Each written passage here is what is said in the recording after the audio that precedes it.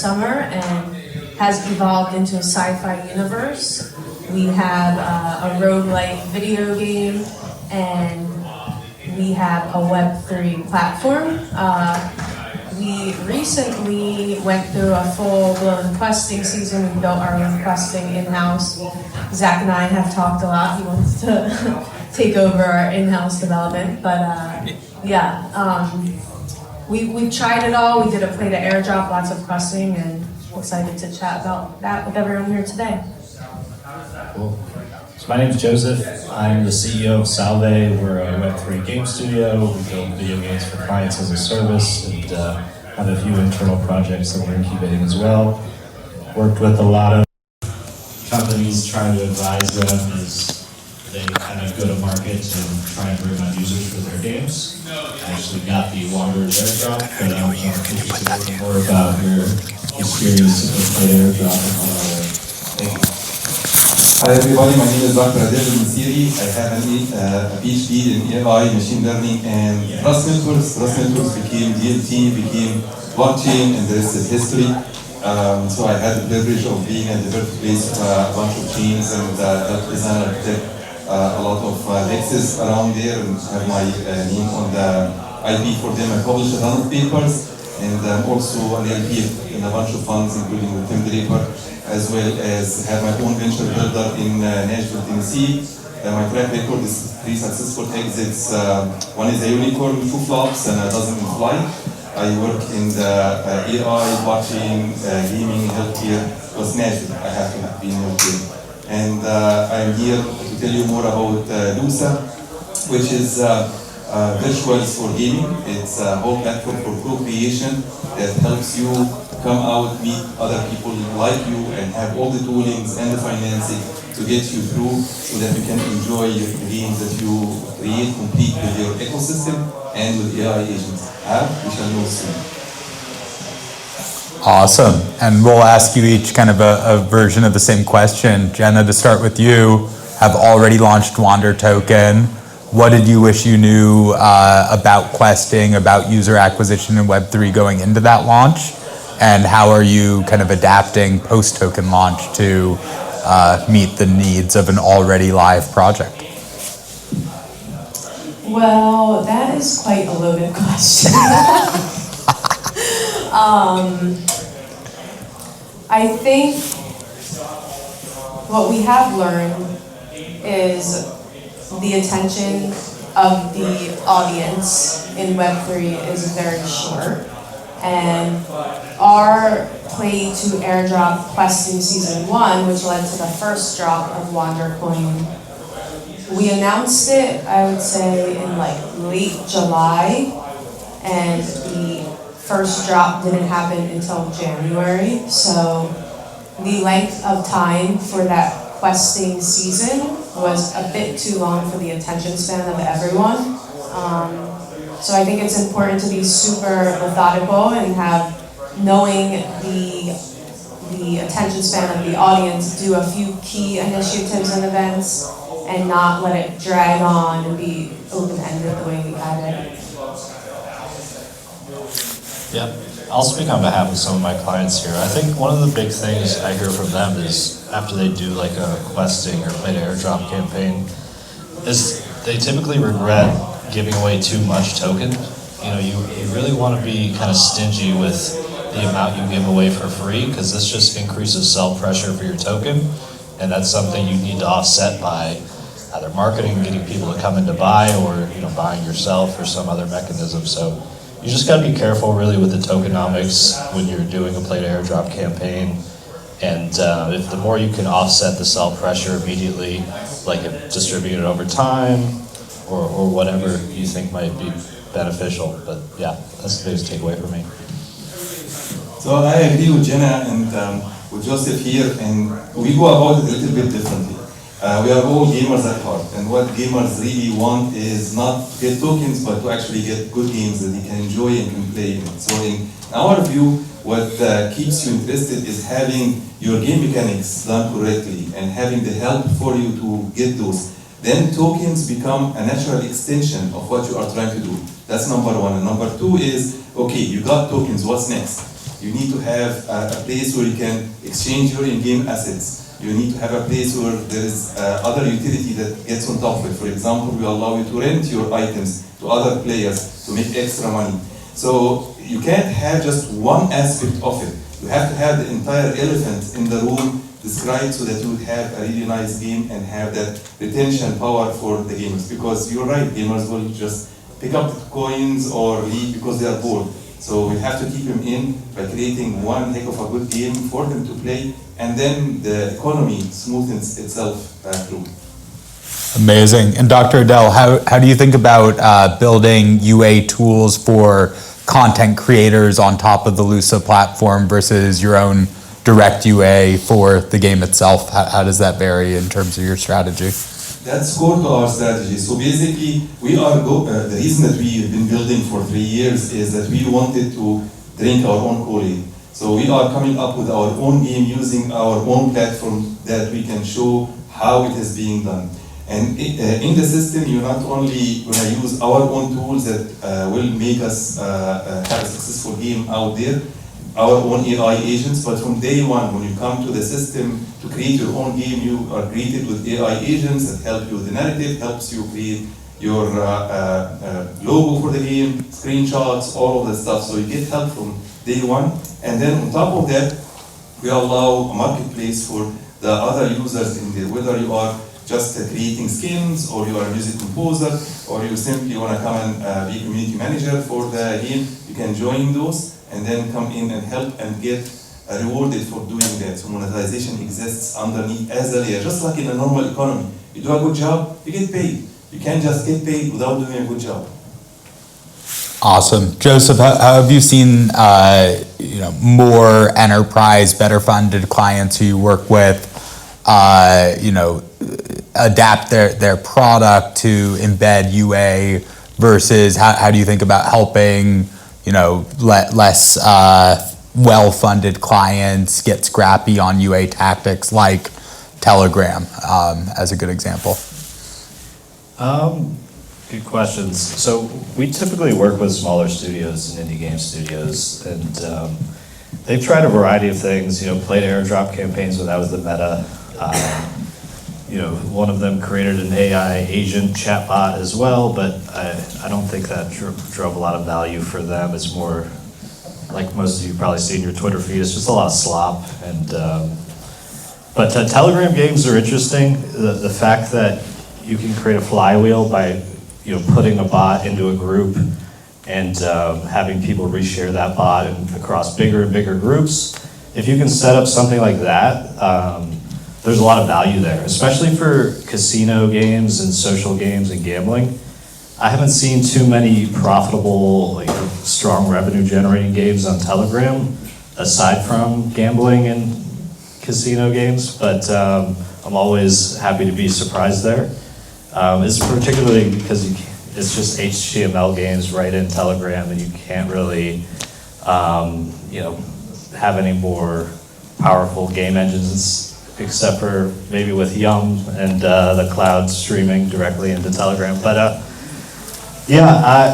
most of the Telegram games are, I think, pretty simple clicker games, and I'm not sure that helps you drive anybody to a bigger game ecosystem, even if that's just like a companion app to a game you're trying to push. I really think one of the biggest mistakes that game studios do in Web3 is they focus too much on the mythical Web3 gamer, but there's really no gamers in Web3. Your target audience should be traditional gamers.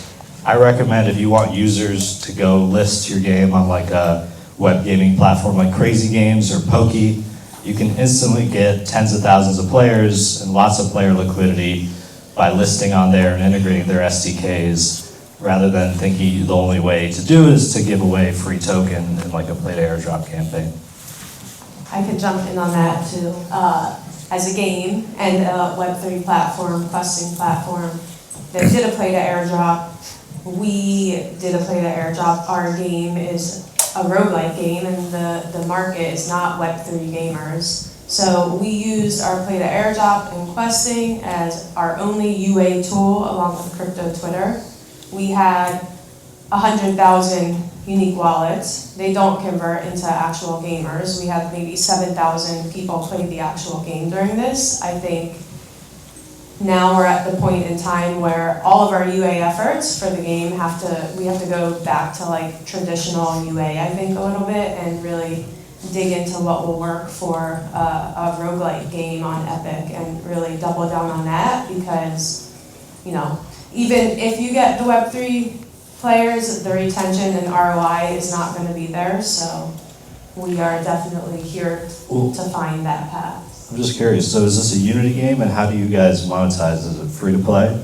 Yeah, so it is a Unity game. Currently, it's in alpha, free to play on Epic, and we have trading cards, so we're monetizing there.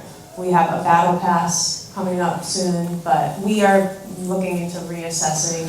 Yeah, I mean, I'd highly recommend integrating the Crazy Games SDK and just listing it on there. If you'd instantly get like thousands of daily active users, you know, the target market and demographics a bit younger. I don't know how they typically monetize via ads on these web gaming platforms, but if there's a way you could throw in an ad after each match or something subtle, you might be able to generate a lot of revenue and player liquidity from exploring some of these traditional options. I will explore that. And I want to just jump in here because y'all are right, especially what you said about like the mythical Web3 gamer. There isn't a Web3 gamer. Gamer is a gamer in general. So what we've been doing in Lussaio, we incorporated a social account abstraction wallet called Chorus. So basically you jump in with your Gmail. All your wallets are linked underneath so that you don't care. If you are a true Web3 gamer, you can use Wallet Connect and connect in and play the game. So that's not a problem. And that allows it to grow within the wider Web2 games, and then they see the quality of the game, and then the token comes in. And finally, the talk about Twitter and the AI and chatbots. So our answer to that is the chatbots need to be a genuine construct within the game, meaning that what we are building is in-game and off-game bots with your agents that actually work for you. Imagine you playing the game and then unfortunately have to go to work. So while at work, you can chat with your AI agents within the game. So like, hey, go get me some ammo. And then like 15 minutes later, boss, I found you some ammo. Great, stash it there. And all of that while you are not playing the game, you are just off game. So then when you go back home, you can see all of the stuff and keep the momentum, keep being engaged. That's the new world that we're trying to build. Awesome. So the three things any Web3 game is trying to drive is Web3 social contributions, maybe non-Web3 social someday as well, getting into Facebook, TikTok, etc. In-game participation, play to airdrop. And then what I hear today that no one talks about is buying assets, holding assets, driving actual monetization. How do you guys think about the mix shift of driving those different achievements? Pre-TGE, you know, post-beta, like how do those things shift season over season? I mean, I can start. I think we've successfully and sold out 4 NFT collections over time. The first 3 were pre-game. The last one was related to the game, and it was with the trading cards in it. Now, these trading cards are currently off-chain as we get ready to move it onto Treasure platform, but I think being very strategic and methodical with what assets make sense to be on chain, and if they are going to go on chain, it needs to be a very seamless experience for the regular gamer, because they will maybe be scared away if they know it is an NFT, but I think the goal is to launch it with it being a seamless experience, because trading cards, we all know the power of Web3, and trading cards is a very good use case there for NFTs. Totally. Yeah, it sounds like a funny thing to say, but I think the most important thing for a Web3 game is to drive revenue. And like Jenna with the Wanderers, you know, doing an asset sale or a token sale could be a great revenue capture event. But they typically are one-offs, and so you do need to appeal to getting actual gamers in to monetize them in the old-fashioned ways. But one thing that I think more Web3 games should explore is once you do have a foundation for generating revenue from your player base and consistently, is giving back to the token holders and the DAO if you launch a token, or NFT holders, and like giving them some sort of revenue share in the game. I think that is a great way to kind of boost the interest in a token and align incentives between the community and the game and publisher itself. But no, I was just gonna say one thing around the revenue sharing, because I think it's a hot topic. How do you feel about doing the revenue share with stakers only? Oh, I think that's the way to do it, yeah. Because if they're not staking and locking up the token, there's, it's also difficult to track them, but yeah, that's what I recommend. I've seen it done really well with, I don't know if you guys are all familiar with Photo Finish Live. It's a game on Solana by a Third Time Entertainment, but it's a horse racing game generating millions in revenue, and they give a large portion back to the stakers, and I've just been passively earning income staking their token, and I'm a huge supporter of that team. They're doing things right. One thing I'll chime in on there is we're seeing a lot more desire from Web3 holders in particular to move towards soft staking and actually being somewhat negative towards projects that are forcing the actual staking mechanic. And so we're starting to do more tracking. Have they held the token 1 month? Have they held it 6 months? And using those holding metrics in lieu of actual staking mechanics. I think we're getting towards time here, so just want to send it across the group again. I've heard today about the Web3 gamer versus the Web2 gamer. What's one channel you each are excited about, or one tactic mechanic as you think about broadening beyond the mythical Web3 gamer? So I'll start with that. We just need to remember our roots from Web3, strength in numbers. So the way that we are tackling that problem is we have a full-fledged market, not just to exchange your in-game assets, but also cross-game asset exchange. And then on top of that, we have asset rentals, that you can rent your assets, so you put your assets out for rental. So we don't have to give you the ROI from our own tokens. Other players can rent your items and pay you for that rental. We get a fee, of course. And then the last bit of that is a game asset finance, which is traditional finance, but the flip side of it, a lending pool. So this way, when you are staking your Lussaio token, we are not paying you additional inflation. It's coming from players that want to utilize your funds to finance their own gaming play. So that ecosystem play is what we are aiming to. Cool. What was the question? Haven't heard you all talk about Telegram as the solution here. What's a channel or a tactic that you are more excited about? Yeah, I think there's a lot. Just traditional other social media platforms outside of crypto, Twitter, like TikTok and YouTube are big. I think esports is going to be a huge boon for Web3 if we can get a game that gets adopted by the actual esports circuits, not just a Web3 league, but if there's teams that are playing Call of Duty that move over to this Web3 game, that would be massive for attention and for user acquisition for the whole ecosystem. I'm just really excited to stop saying Web3 gaming. I feel like even just 2 days here at GDC, I feel like we're getting very close to these worlds converging, and I think it's time, and we just need to know that the tech we're building behind the future of gaming is gonna make it better. But yeah, I'm just excited to merge the worlds and be done with this era. Awesome. Well, thanks all. Thanks for having us.